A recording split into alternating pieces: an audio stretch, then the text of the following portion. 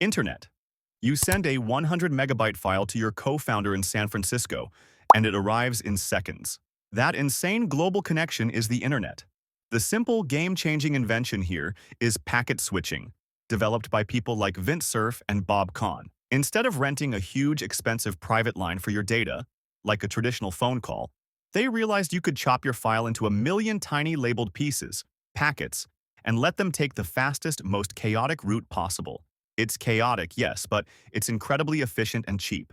This simple idea of breaking data into pieces is the reason we can stream high-definition video while simultaneously running a global business. Without it, the digital world would be slower than dial-up. Computer. Before the computer, every tedious, repetitive calculation, like figuring out how much tax you owe, had to be done by literal human beings. The real simple invention wasn't the giant room-sized machine itself. It was the concept of programmable logic. The computer is the ultimate lazy man's dream, a machine you teach once, and it does the boring math forever. Pioneers like Alan Turing realized that a single machine, given the right set of instructions, could mimic the logic of any other machine. This didn't just automate math, it automated thinking. It's the invention that freed human minds to be creative, allowing you to focus on truly important things, like launching your next disruptive app. Electricity. You wake up this morning, flip a switch, and the light comes on. You don't think about it. It's just a thing that happens, right? But the digital world couldn't even dream without this simple invention: commercial electricity. We're not talking about rubbing a balloon on your head. We're talking about the insane fight for alternating current AC.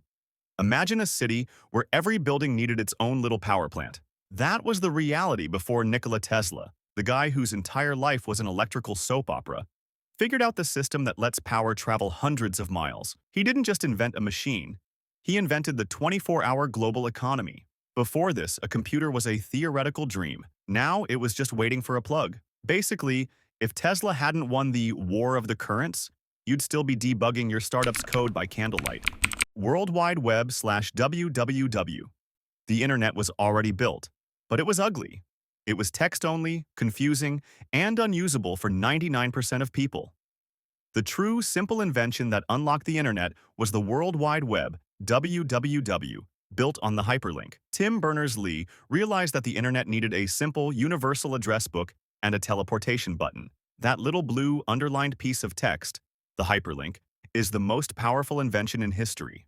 It took the internet from a niche library and turned it into an easy-to-navigate global highway of information, simply by allowing you to click and jump.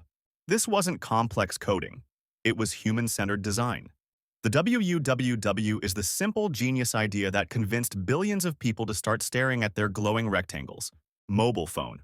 Before this, computers sat on desks, and phones were stuck to walls. The simple invention here, the mobile phone, was the realization that the computer and the telephone could be the same thing. Martin Cooper, from Motorola, made the first mobile call in 1973, and his simple genius was making communication about the person, not the place. The phone now works because the network cares about where you are, not where you live. This fundamental, simple shift created a world of constant availability, broke down geographic barriers for business, and unfortunately, guaranteed that your boss can now reach you even when you're on a remote mountain retreat. It's the simple invention that gave you the world's knowledge, but permanently stole your peace and quiet.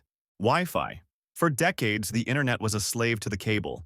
If your computer wasn't physically plugged into a wall, you were off the grid.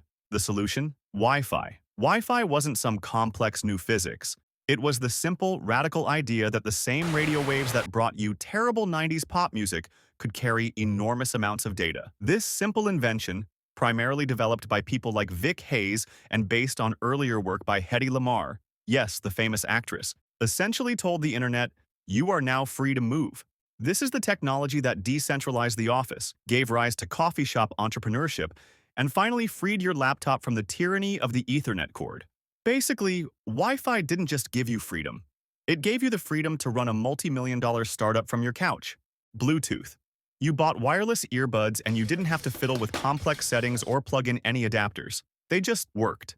That's the often forgotten, beautiful efficiency of Bluetooth. Wi-Fi is the highway, but Bluetooth is the tiny local dirt road. The simple genius? It was designed to solve the annoying problem of device proximity, Two things sitting right next to each other shouldn't need a massive, complex setup. It uses low-power radio signals to create a small, personalized bubble of connectivity. Jaap Hartson and the Ericsson team simplified data transfer between close devices so much that you don't even think about it anymore. This is the simple invention that finally killed the headphone jack. The binary code. We deal with complex apps and AI models, but the language your billion-dollar server actually speaks is the most simplistic, bizarre thing ever. 0 and 1. This binary code is the simplest language ever conceived, and yet it is the mother tongue of every single computer chip. The simple invention here is abstraction. The genius wasn't in inventing a new number. It was realizing that all the world's complexity, every image, every video, every piece of financial data, could be reduced to the decision of a simple switch being on or off. It's like building a 100-story skyscraper using nothing but Lego bricks that only click two ways. This wasn't invented by some code guru last year. It was finalized by thinkers like Claude Shannon in the 1930s. It's the simplest lie that runs everything.